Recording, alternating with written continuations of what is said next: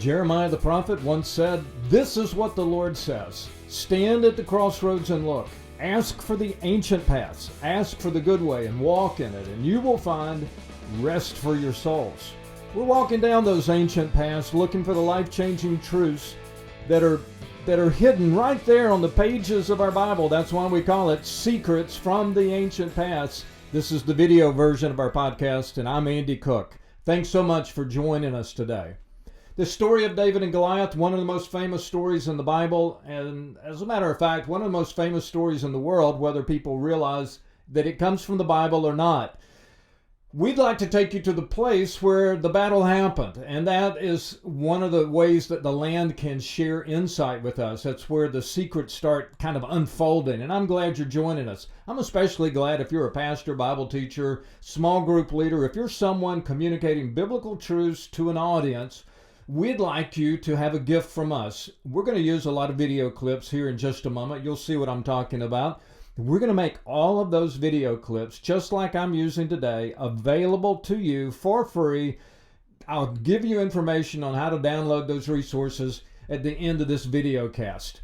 The David and Goliath story, it starts in 1 Samuel 17.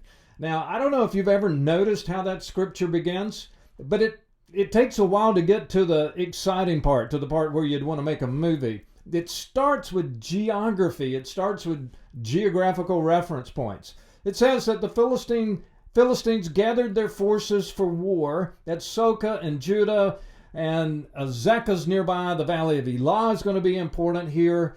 The giant is a resident of Gath. He comes out of Gath, and then eventually a boy comes from Bethlehem. You've got all kinds of geography going on here. Even at the end of the story, you're going to add Ekron and Sha'arim, and that's just 1 Samuel 17, and that hasn't even mentioned the description of the hills and the valleys and how David goes down and he gets a stone from a creek. And so you've got all kinds of references to places that should be there if we could visit there, and that's what we're going to do today. We're going to use Google Earth mapping technology to take the journey from where we are to the land of the Bible.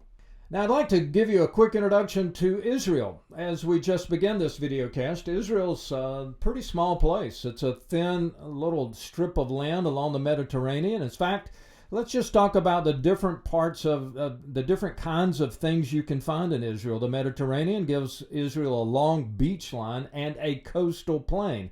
I know you're familiar with Tel Aviv. Just south of there, I want you to think Jaffa from the book of Acts, and we may visit there one day in one of these video casts. If you leave the coastal plain, you could go south and you wouldn't believe the desert that's there. I mean, it is rugged desert. We're not talking the white salt sands of the Sahara. We're talking about the way desert really is in the Middle East. There's a lot of desert around, and Israel's southern part has all of that desert. It's an important part of the wandering wilderness days. Let's go up north to the Galilee. In the Galilee, you've got the farmland, you've got the bread basket of Israel and the Jezreel Valley, the Sea of Galilee, so important to so many stories in the New Testament. Jesus lived there, he grew up in Nazareth. There's so much that happened up here in the north, and it's a beautiful place to visit if you ever get a chance to do that. Now, some of the Bible story, of course, focuses on Jerusalem. So if you just go down to Jerusalem and go about 15 miles east from there, I want you to see one more radical thing that Israel has. That's the Dead Sea. This is the bottom of the world, the lowest place on earth, only 15 miles from Jerusalem, and the rugged terrain between Jerusalem and the Dead Sea is called the Judean wilderness. It's part of the Judean mountain range, but the world just falls off there, goes down to the lowest point on earth. Nobody lives there even today. Very few people do. Visit it. We'll show it to you sooner or later. You'll see why. Very important to the Bible story. The David and Goliath story. So the Philistines lived on the coastal plain. They're a sea people.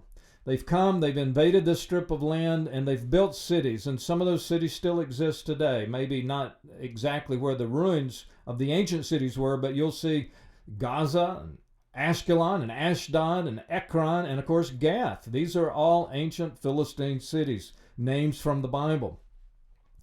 Gath, Tel Gath, they call it, T-E-L. That's an artificial hill, an ancient city. Tel Gath is the oldest archaeological dig in Judah. Archaeologists have long ago confirmed that this is Gath, the home of Goliath. Now, a tell is a hill made up of layered cities, layered ruins of past civilizations. And so what happens is somebody comes in and builds a city at a key junction where there's water, maybe where there's a road, and on the coastal plain there's this intercontinental highway. So a lot of people wanted this particular strip of land, and the Philistines had it when they had Gath.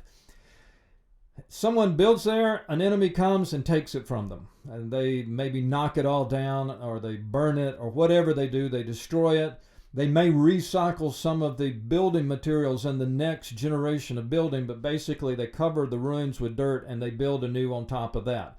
And then an earthquake comes and knocks all of that down, and so someone has to come in and build another city on top of that. And as the centuries progress, as the city keeps being rebuilt, it gets taller and taller and taller, higher and higher and higher. And now today archaeologists go lower and lower and lower and lower to find older civilizations, to find the clues of what they can discover about past generations. This is such a blessing to us. Archaeology, the science of archaeology, has really come along in the last few decades. It's only a couple of hundred years old as a science, and it has just given us a wealth of information about the biblical time period and about the people who lived in the Bible and about what the Bible tells us about. What a gift they've given to us. So Gath is there. A few years ago, you may have seen in the news the kind of fun story that archaeologists found, the Goliath Gate. Now, if you see something like a gate in the ruins of Gath, you may scratch your head and say, "What gate? I don't see a gate." All you're looking at would be the foundation stones of the gate. You may have to find something from an artist to give you an illustration of what the gate actually looked like when it was built. But that was from 3,000 years ago. It's from the same time period. They called it the Goliath Gate. Well, Goliath and the Philistines march out of the Goliath Gate and march around the corner to Azekah, and they're in the valley of Elah. It's a hike of about 7 miles. And so they're there, and they're starting to encroach on territory that the Israelites have been holding. Saul is the new king. He cannot let this happen. And so he comes down from the mountains. If we swing around to the Judean mountains, that's where Jerusalem would be, although it's not quite a part of the story yet. But Bethlehem's a part of the story. That's where David is from. And his brothers have joined Saul, and they've gone down to the valley of Elah. And so David's father sends David down to check on his brothers, send some supplies. David would know the way. The valley of Elah, though it takes on some different names, actually works its way all the way up to Bethlehem and Jerusalem. It acts like a highway to get down to the coastal plain, and that's why the Philistines were headed up that way, and the Israelites knew they had to block them, and everything comes to this stalemate in the valley of Elah between Azekah and Soka. Archaeologists have certainly found these locations and identified them clearly. In the valley of Elah, and Sha'arim overlooks this, and sooner or later the Philistines are going to start running. I'll come to that in a minute. I'm getting ahead of myself. But David goes down in the valley, and he picks up 5 smooth stones from a creek bed. And yes, there is a creek bed down at the bottom of this valley. Just look for the trees in the valley, and there are some stones there that are just right. They're about the size, maybe a little smaller than a cue ball on a pool table, if you're familiar with that. A little larger than maybe we've envisioned. David chooses 5 of them, and with one of them in a sling and a great speech about the glory of God, David goes out and puts his name down in history by striking down the giant. And the world simply has never forgotten this story. I know you know the story. I just want to get to the geography today. At the end of the story, after David has struck down Goliath, cut off his head, the Philistines stand up, realizing we're in trouble. God's got to be involved in this, the Israelite God.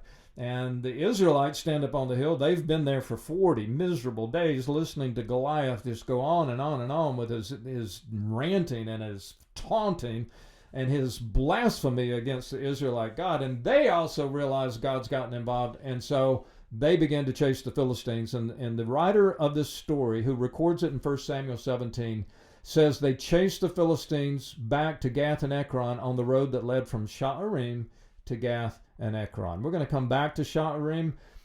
What an amazing find this little fortress on top of the hill has been. You look it up on the internet, you'll find the Elah Fortress. That's the easiest way to find information about it. But it overlooks the valley. It's probably where Saul and the Israelites were hiding. We'll come back to it in a later video cast. Lesson number 1. If I could just kind of wrap this up today as we kind of put a pause button on all this. Lesson number 1, very, very important, is the writer of this story gave us all kinds of geographic information, and archaeologists are going to this geographic area and digging down, and they're finding what the Bible writer told them they would find there. Now, that may not seem like a big deal to you. Let me put it like this. There's no other religious book in the world that gives you information like this. I mean, everybody wants to know what's true. Everybody would like to know, where can I go for ultimate truth? And a lot of people are coming to the Bible in days when they have questions and when they have personal difficulties. And if you're a pastor or a Bible teacher or a small group leader, you're trying to help them find that truth in the Bible. So everybody would like to know, is it true? Well, the Bible's the only religious book that's going to give you countless, and I mean countless. You couldn't possibly count all the geographic locations, and they all are interwoven. I mean, Azekah and Soka, they should be close together. They should be around the valley of Elah, and they are. Sha'arim is right there, part of the story. Gath and Bethlehem. These are verifiable points of information. We don't have video of the battle. What a video clip that would be. Wouldn't you like to get a hold of that? Or a photograph?